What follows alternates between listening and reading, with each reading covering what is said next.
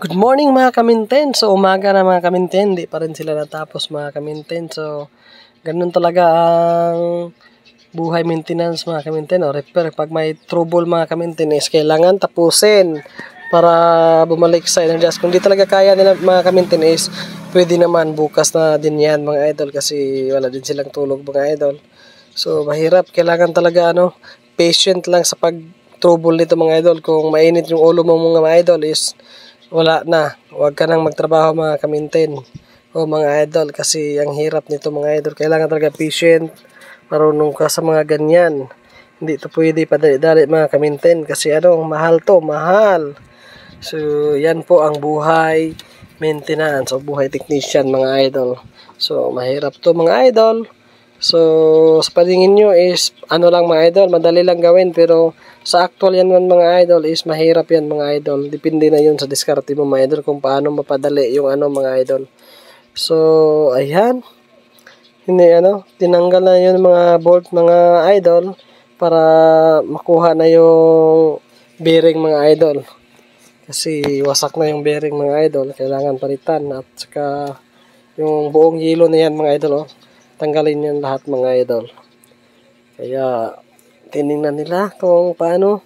Mahirap kasi baklasin mga idol o tanggalin. Kailangan tanggalin halos lahat ng steps na tanggalin talaga mga idol para makapasok sila dyan.